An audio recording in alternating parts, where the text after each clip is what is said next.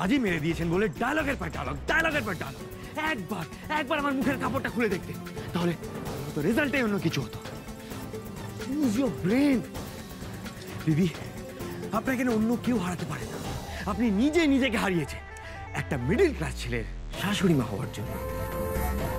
Congratulations. No handshake? ভুল ভুল আমার ভুল।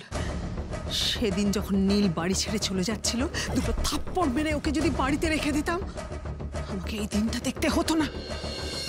কিন্তু আর চুপ করে থাকবো না আমি, আমাকে চেষ্টা করতেই হবে। নীলকে ফিরিয়ে আনার জন্য শেষ চেষ্টা আমি করবই। খুব সুখী হও মা, খুব সুখী হও। তোমার শাঁখা সিঁদুর অক্ষয় হোক, সারা জীবন যেন তোমরা দুজনে এইভাবেই সুখে থাকতে পারো। অপর্ণা। হ্যাঁ মাসিমা।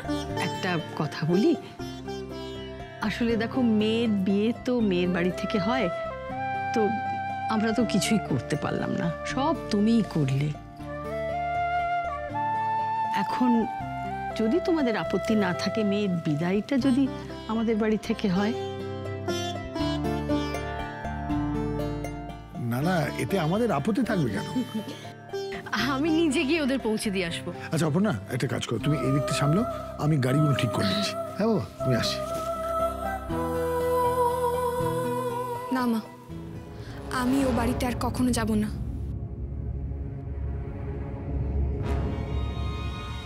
নীল, মেয়েকে বিয়ে দিয়ে তখনই বিদায় দেওয়া হয় যখন সেই বাড়িতে তাকে মেয়ের জায়গাটা দেওয়া হয়।